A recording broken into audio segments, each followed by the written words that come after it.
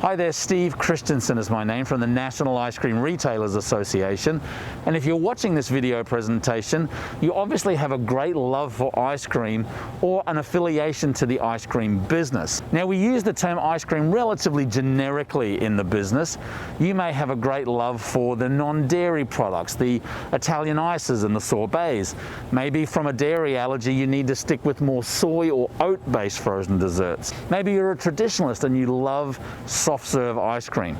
Maybe you just got back from a tour around Europe and fell in love with the Italian gelato, the grandeur, the spectacle of it, the beauty of it, as well as the taste. Maybe you're from the Midwest and love a good, rich, fresh frozen custard, or perhaps you're like me and you love the convenience and the variety of hard scoop ice cream. Well, we're here at the Penn State University campus following this process from the cow to the cone. How do you get to have a very rich and high quality frozen dessert and ice cream product? Well, there's a lot of steps between the cow and that retail process, and we want to bring you that process here. And the whole process starts just down the road at the dairy farm.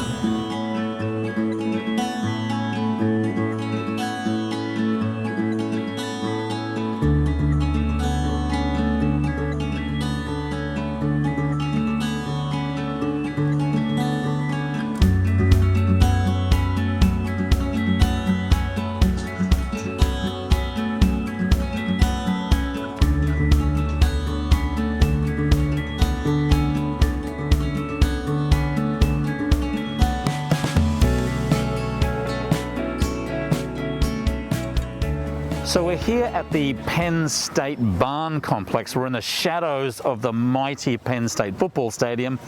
And if you want great quality ice cream, well, you need great quality milk.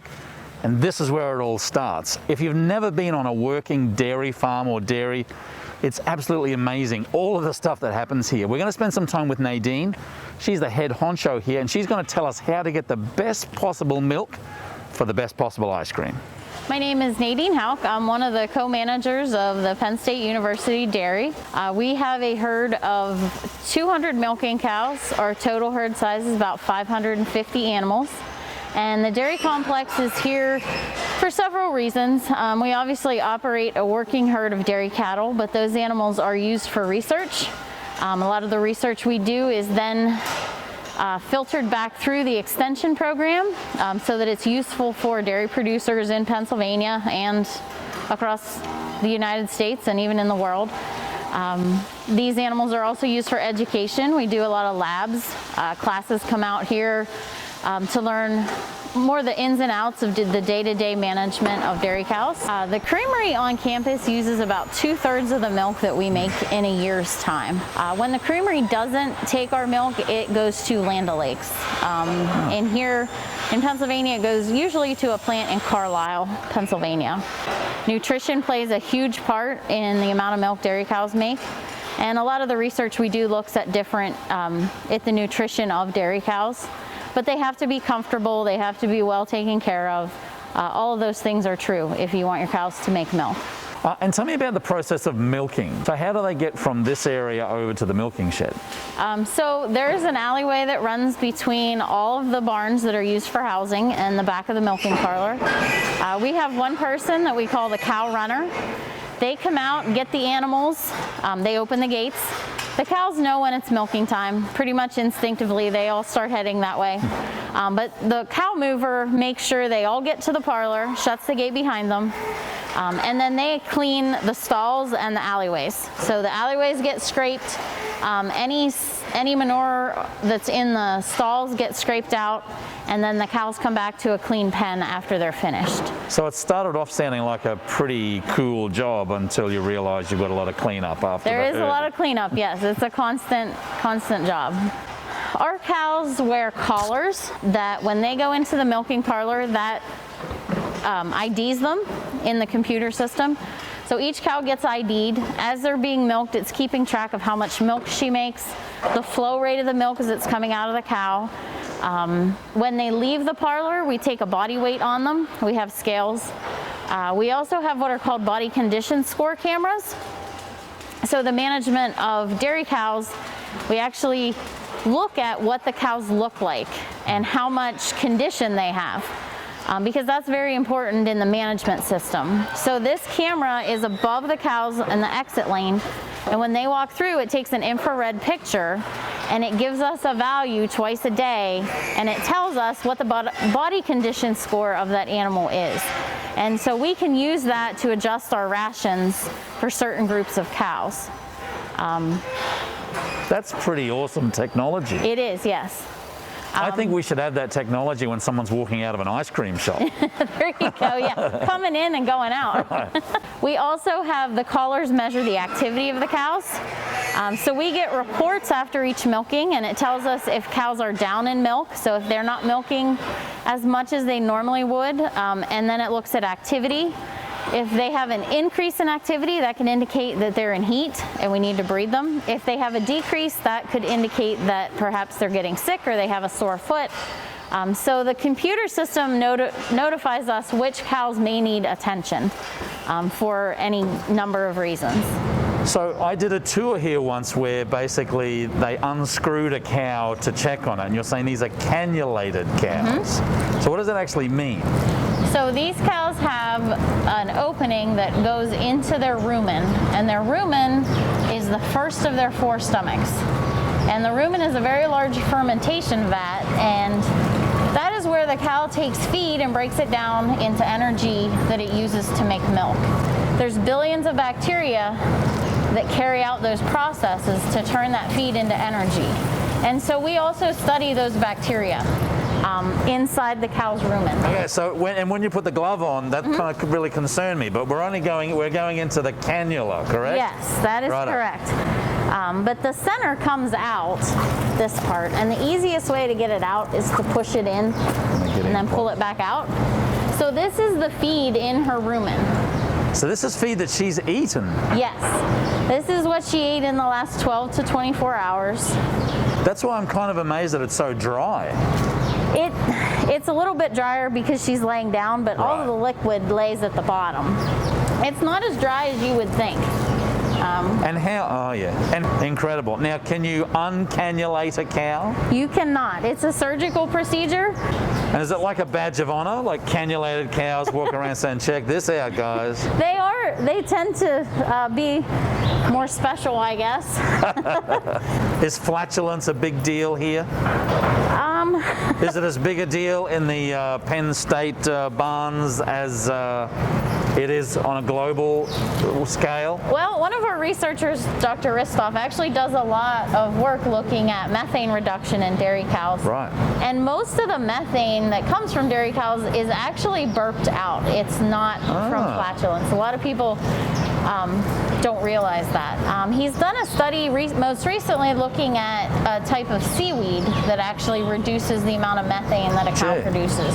Maybe we could feed some of that seaweed to my grandma when she was alive. She had some serious problems.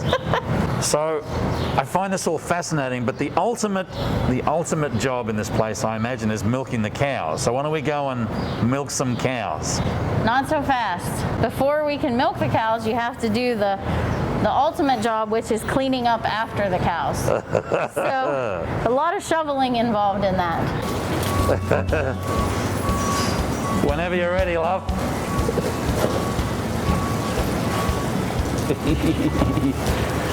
Maybe we'll just scrape a little. Careful.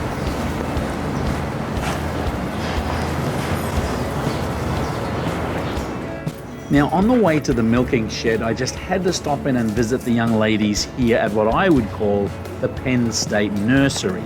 Now, there are about 25 calves born every month at the barns, and honestly, I think this is the best place to hang out.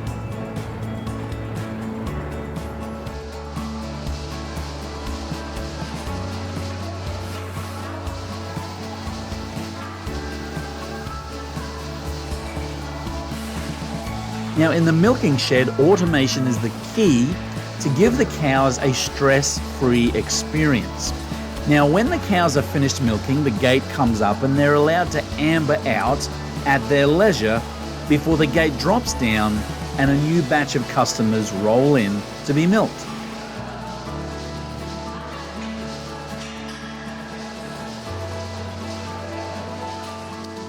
Now the milking shed here isn't fully automatic, but I do get the feeling that the girls like that personal touch, if you will. The teats are cleaned before the milking apparatus is put on, there's country music playing, and everybody seems to be enjoying themselves.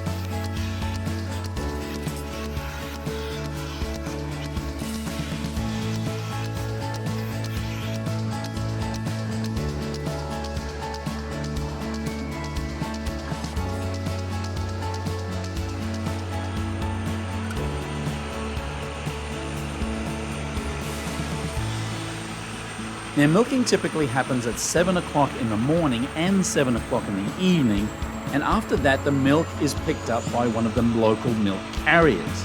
It's taken either back to the creamery for processing into mix and ice cream, or delivered to other customers that buy from the Penn State facility.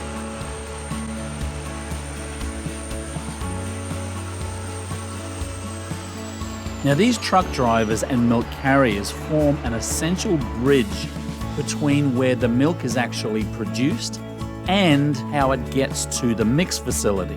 And so every effort is put into place to make sure that food safety and sanitary practices are always observed.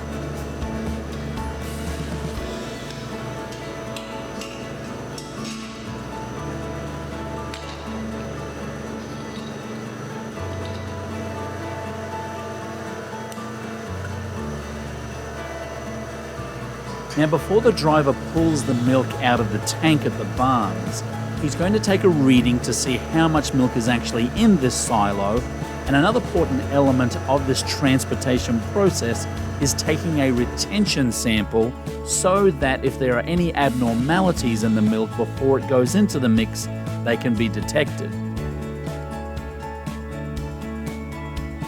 Now, our milk hauler for the day was driver Dan, and we were able to sit in the cab with him and spend a little bit of time talking about his job as a milk carrier and some of the extremely important things that he has to do when he's picking up and also when he's dropping off. The company picks up several hundred. I personally, most of my routes are between 1 stop and 10 stops. Yeah, each of them has their own individual sample. The tankers are sampled once we get to the milk plant, and the samples are run for the whole complete tank. If there's any issues with the milk that's in the tank, then individually they can pinpoint which dairy supplied the... Mate, I like to think of you and these kind of unknown, unnamed people in this process as some of the unsung heroes of the ice cream business. Would you agree with that? I believe we're an integral part of that, yes. And an integral part Dan surely is. He's going to bring his milk truck now into the mix facility of the Berkey Creamery to unload the milk that's come from the dairy barn. But before he does that, he's got a number of very important tasks he needs to do to ensure that that milk comes through blemish-free. The first of which is to clean the back of the truck and make sure there are no physical contaminants in and around the pumps. Now Dan will take the hose and connect it to the back of the tanker, but before he unloads it, he needs to get onto the top of the truck and take a sample of the milk that's in the tanker to match with the retention sample is taken from the dairy. This is particularly important if he has multiple stops that he's collected milk from. Once he has the sample from the tanker, he will take that as well as the retention samples from the dairies and drop them off at the lab for testing before this milk can be used. This is done around like 2 in the morning, 3 in the morning. There's overnight staff, plant workers that come in the evening, and they're trained to do this test so they can do it while they're here. Nothing's unloaded until it's certified that there are no antibiotics within the milk. Well, the first thing you'd want to do is check your standard, so the snapshot reader is going to indicate your test result. So we have like a proven negative, positive, and they would go in your snapshot reader, So it's not even a percentage here or there, it's either positive or negative. Positive or negative. Just like a pregnancy test. Yep, same thing, same science. So if it comes back positive, then that's it, right? There's no... We don't accept it, and we call the state, and there's Oh, so it's a pretty big deal. Yeah, it's a big deal. Once we get the A-OK from the lab, then we came back in the evening to spend some time with Ken and Nick, who are the chief mix makers here at the Berkey Creamery, a wealth of knowledge as they explain to us how the milk gets turned into ice cream mix. Actually, it comes in from this line here, comes out from the receiving bed. This line will get hooked onto this valve, and then when the truck hits the start, the pump, it'll open this valve and pump it into from his truck into the silo here. The silo itself is a 6,000 gallon silo. Last night we had, I think it was 4,092 gallons come in. The first thing those 4,092 gallons are going to do is go through this separator or centrifuge, which separates the water from the cream.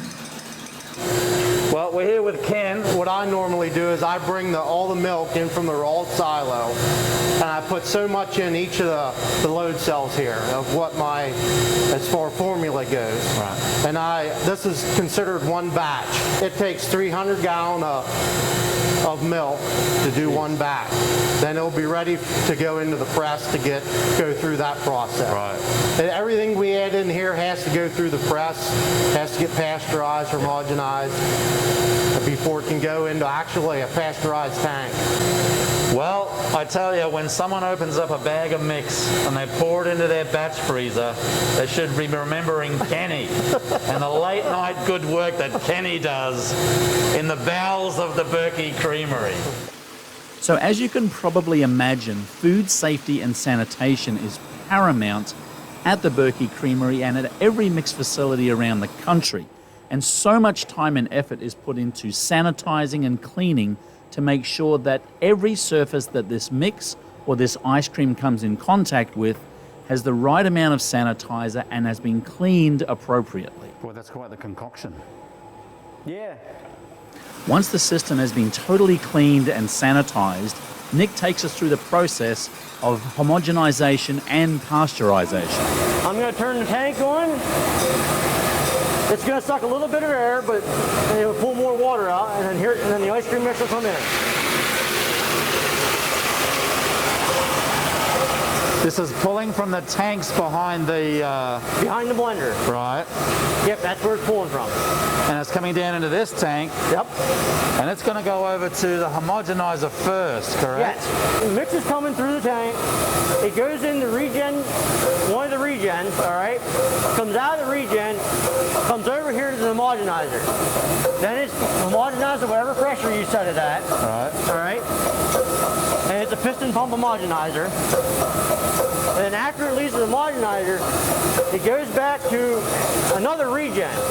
It's a heat exchanger is what it is. Right. After the heat exchanger, it'll come out and go through the heat section and get heated up to whatever temperature you have your mix set at, your press set at.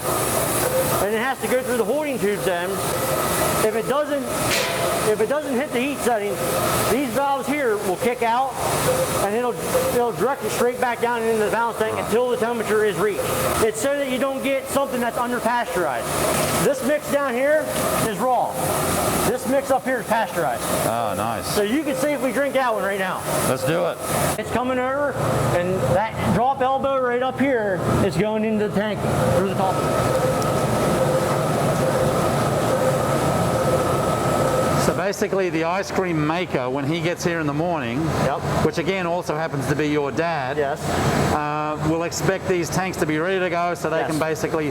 He'll expect them to be full or to whatever amount that he wants in them, and the samples pulled, that way he can pull right out of them. Now, showing up in the morning at the same facility is a totally different experience. The mechanization is incredible. Today we are watching the process of having regular milk and chocolate milk made, as well as heavy whipping cream, cottage cheese, and all sorts of dairy being produced in the facility at the Berkey Creamery.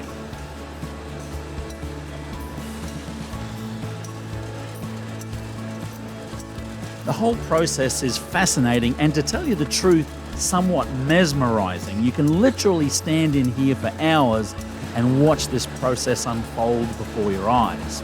But hey, we're not here for milk, we're here for ice cream. And so the next step is to talk to Terry, proud father of Nick, and the chief ice cream maker today.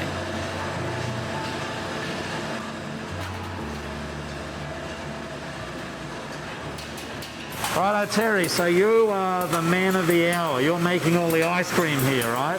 And we spent some time with your boy this morning. Yes, you did. He's a chip off the old block. Pardon the pun. It's a whole different environment here on the actual ice cream day. It's pretty quiet in the evenings when you're making mix. Yeah. But it seems as though we've got a whole plethora of activity happening here. Yep. What's the typical day look like depending on kind of what products you're running? Normally we start at 6:30. We run till 1:30, 2 o'clock on an average day. We can run up anywhere to 1,600 gallons a day in 8 hours. Yep. And still have time to clean up for the next day's production. So you've got those 2 grand machines over there. Yes. What's their capacity per hour or per run? Each freezer can do 200 gallons an hour. Wow. So right now, with pints and stuff, we can only run 60 gallons an hour on each freezer. Half gallons, we do 300 gallons an hour. If we go to the bulk, then we can do the total capacity of 400 gallons an hour. Right. And are they the main containers you're running? The half gallons, the pints, and the 3 gallons? Yes. We also run a 5.5 ounce Dixie. Okay. But we run a big bulk of them, so we don't have to run them as much. Right. We might do 12,000 at a shot. Will you get in trouble if you run out of lids? Yeah, they'll yell at me. We put our base mix, either vanilla or chocolate. We have 2 1,600-gallon aging tanks. Yep. That holds our base mix. We have 350-gallon flavor vats. You take your base mix, and that's where you put your vanilla, your background flavoring, whatever you want to make that day. Yep. All right? Once the base is added, then it comes from there into the 2 freezers, whatever one you select.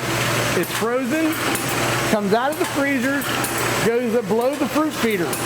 If you're putting an inclusion in, that's where the inclusion, like a hard chocolate, a cookie, fruit, will be added to that. Then if we're going to put a variegated in, it'll come up, and then a variegated will be added up on the top of the filler so that you have a nice clean look when you open a half-gallon machine. And that's the nice thing about that system is whether you're filling a pint or a 3 gallon, it's the same consistency. Yes, it stays the same whether you're going from one machine to the next machine to the next machine. It does not change the look of it. It's an ice cream maker's dream. Most people are filling their pints and their things from batch freezer. Right. That consistency is pretty hard to get. Right, because when you trickle it into a batch freezer, you're not getting an even mixture. Right. Some places might have more fruit or more chocolate in one side than the other. Right. So once it comes out frozen, ends up in that hardening room, right? We're about minus 37 degrees. Yes. It'll go in the hardening room for minus 37, harden overnight. Then it'll be transferred out into the storage freezer, which we store at minus 27. Yep. If it would be a football weekend, it would be nothing for us to run 5,000, 6,000 gallons of mix a week just to fill, just for that weekend. Just for the weekend. Yeah. Then we'd have to turn around and do it on Monday again. So we have it for the following weekend. Unbelievable. Mate, probably the most important question is how do you stay so svelte working in an environment where everything is basically a taste away? You trust me, you don't want it after a while. Your love of ice cream sort of dies off a little bit. Well, mate, it's a great facility here. We really enjoyed spending some time with the crew here both last night. Everybody here has just been so wonderful, and it just shows you that some of the happiest people in the world are ice cream makers. Oh yeah, yes they are. Yes they are. Now for our final stage, we throw it over to Jim Brown, the general manager of the Berkey Creamery, one of the oldest and busiest ice cream shops in the country. Well, all the dairy products, and we produce it not only for the store and for e-commerce, but also wholesale across the campus. We do dairy products, fluid milk. We do iced teas, lemonades, juices, coffee drinks, ice cream, cultured products, all kinds of cultured products, from cheddar cheeses to spreads, dips, cream cheeses, you name it, we do it if it's dairy. E-commerce wise, we ship to the 48 continental United States. I've been here about 16 years.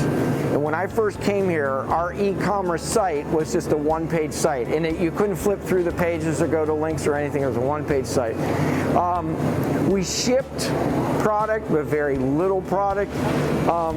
We've gone from probably back then, 16 years ago, a couple 100 pounds of dry ice a week, to now we order about 15,000 pounds of dry ice a week. We went from a limited operation to an individual warehouse. We now have our own warehouse. We now have our own forklifts and our packaging, our own employees that we don't pull from the store. And we ship Monday through Friday, 40 hours a week. We're basically always here. It's a full-time operation now, as it was an afterthought back then, or an add-on to the actual store. Ice cream flavors, we carry about 72 flavors of ice cream. Normally, if we would be dipping, we'd be dipping about 24 flavors at any given time. We normally carry about 30 flavors at any given time. Any given weekend, if it's a football weekend, we can sell 10,000 half gallons of ice cream, scoop in 3 days, scoop 10,000 cones. So it's pretty amazing. Last year we shipped about 20,000 half gallons across the country, and of course we do a lot of other things that we ship. Well, our number one flavor in popularity is Death by Chocolate, followed by a close second of Bittersweet Mint. Cookies and cream is big, chocolate chip cookie dough is big. During football season, Peachy Paterno is big. And of course our number 6, around that number 6 is one of our newest, is the grilled stickies, believe it or not. And we try to keep a very strict ordering process and scooping process. We don't allow anybody to mix flavors. That's really, really important when you're dipping 24 flavors and you can have 3,000 or 4,000 people that are in or around the store at any given time. You have to get them in and get them out. It's very tough. We have about 15 to 20 scoopers, which are students. Well, there's 3 dipping cabinets. There's 8 flavors in each dipping cabinet. With 15 kids, you can imagine how they're going in and out and around everywhere, so we don't want them to make mistakes. So that's why we only scoop 1 flavor on a cone or a bowl. But there was one person who got 2 flavors. You weren't supposed to know that, but yes, you're correct. President Clinton did. He did accidentally, but the student that was standing there scooping for him wasn't going to say no. So we actually scooped for them. He got it. When he found out he wasn't supposed to do that, the next time he came, he only ordered 1 flavor. So we don't have a lot of toppings. We just have blue and white sprinkles. That's it. Oh, is that right? Yes, because we want actually our ice cream and our ice cream flavors to be the main focus when you go and get ice cream. You want to know what my favorite flavor is? It's Death by Chocolate. And I'm a chocolate person, so I call that the triple chocolate, right? Because it's chocolate ice cream, chocolate chips, chocolate swirl, you name it, it's very, very rich. So if you're a chocolate person and you like chocolate ice cream, Death by Chocolate's got to be yours. Well, thanks for joining us on this ice cream journey. It's been fabulous. I've got my pint of grilled stickies ice cream. I can't wait to tuck into it. Now, I do want to thank our hosts here at Penn State University. What a knowledge base and a passion for the ice cream business. I've been in this business over 20 years and I've learned so much over the past couple of days. Everything from the barn down there where we learned about herd management and the producing of the milk, up to the mix formulation, mix manufacturing, as well as the ice cream making and serving here at the creamery. Now, one thing is for certain, 2020 has been a crazy year for many of us in the ice cream business. However, ice cream and frozen desserts have been a great source of stress relief and joy all over the country. And so we thank you, the ice cream producer and the ice cream retailer, for bringing a little bit of joy into your communities. Please stay safe for the rest of 2020, and we'll talk to you soon.